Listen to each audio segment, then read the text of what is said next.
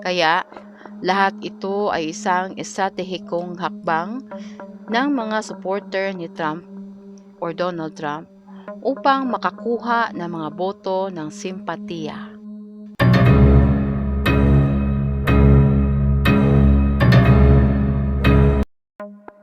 Nakikita ninyo ang balita tungkol kay Mr. Trump sa lahat ng social media channels, ang assassination attempt nito. Marami ang nagtatanong, sino kaya ang maaring mastermind sa lahat ng ito? Hindi ba nakakatakot tumira sa Amerika ngayon? Pusin ang video dahil iyan ang ating pag-uusapan ngayon. Psychic na galing sa Trinidad and Tobago ang trending ngayon dahil sa kanyang prediksyon noon pa tungkol sa maaring mangyari na assassination attempt kay Trump at pagbaba ni Biden dahil sa maaring sakit nito. Hinulaan din niya na maaring pumalit si Kamala Harris na magiging traidor naman sa Amerika. Sa tingin ninyo, ito kaya ay lumilitaw na isang pagtatangkang pagpatay kay Mr. Trump o ito ba ay tila isang maingat na inaayos na plano? Sa pananaw ni Sister Debbie, sa teorya ng pagsasabuatan ng mga individual na nakaupo sa likod ni Donald Trump ay pawang mga aktor ng krisis. Kung talagang lumilipad ang mga bala, hindi ba aasahan ng isang tao na hahanapin nila ang pagtatakip at mananatiling nakatago? Hindi ba sila mabibigla, magsisigaw, at magtangkang tumakas sa entablado sa takot? Nabanggit ng psychic na ito na noong Hulyo 13, ito ay isang petsa na may malaking kahalagahan para sa mga piling tao. Ang mga numerihilohiya at itim na mahika ay gumaganap ng mga mahahalagang tungkulin sa buhay ng mga taong nakakaunawa kung paano gamitin ang kapangyarihan ng mga mahiwagang numero para sa kanilang kapakinabangan. Kaya, lahat ito ay isang estratehikong hakbang ng mga supporter ni Trump or Donald Trump upang makakuha ng mga boto ng simpatiya. Kung nakita nyo ang dalawang video, siguraduhin tingnan ang seksyon ng komento para sa dalawang video na ito. Ang isa ay kumukuha ng totoong insidente ng pamamaril.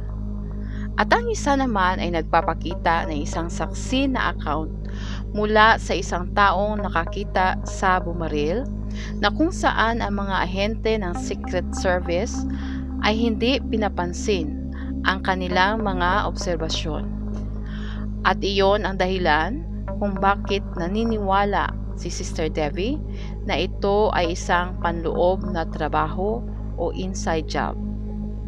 Tandaan na tayong lahat ay manunood sa serko na ito. Narito ang isa pang nakakaintriga na agenda sa Amerika na ginagatasan umano ng media ang pangyayaring ito para sa lahat ng halaga nito. Kumakailan lamang ay nahuli sa kamera ang ilang migrante sa New York City na nagsasagawa ng mga aksyon ng police brutality.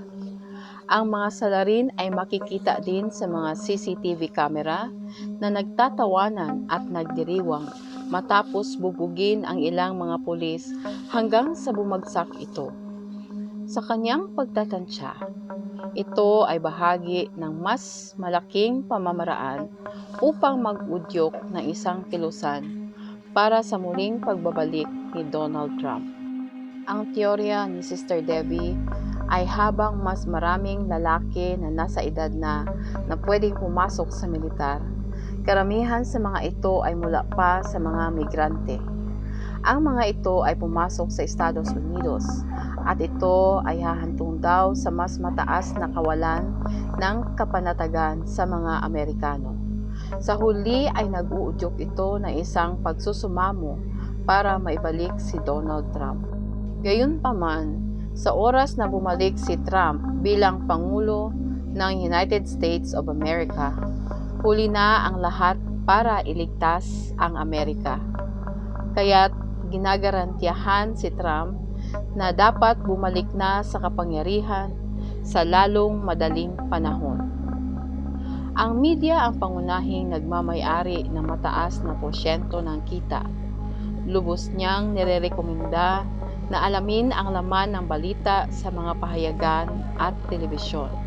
Ang nangyaring arraignment ni Donald Trump sa New York City ay bahagi lamang ng act o pagpapapanggap para sa mga kortina na bumaba sa good old US of A.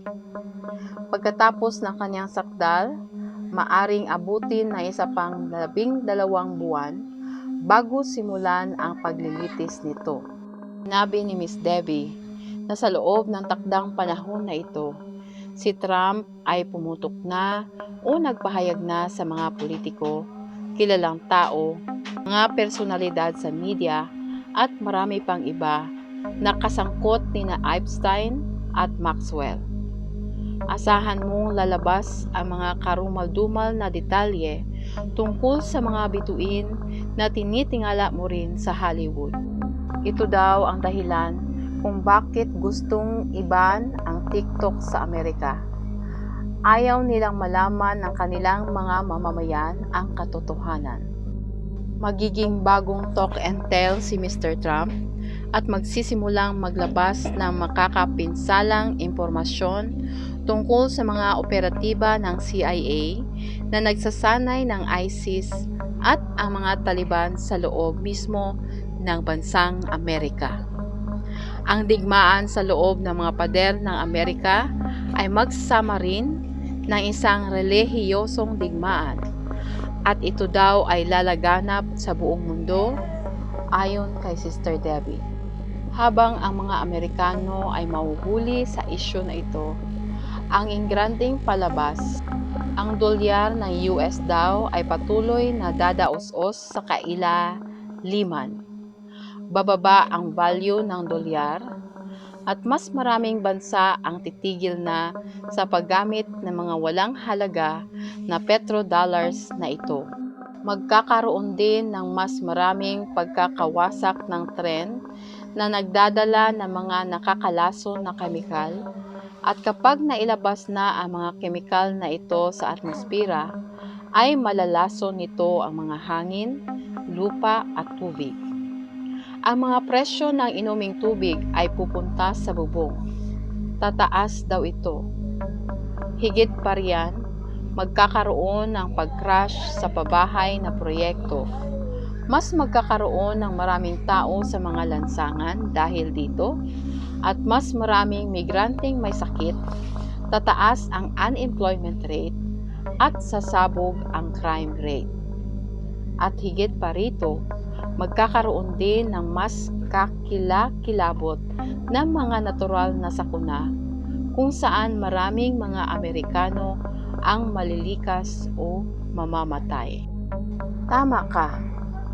Ang mga balita tungkol sa Amerika ay para ka lang nagbabasa ng isang nobela tungkol sa mga horror stories. Malapit na daw ang katapusan ng Amerika. Huwag naman sana. Alam kong marami pa rin sa kanila ang may magaganda ang kalooban. Tumutulong sa kanilang kapwa at pinagtatanggol ang Israel. Sana nawa ay alam ito ng Amerika na kahit ito ay vision lamang, sana din ay huwag itong ipagwalang bahala na lamang.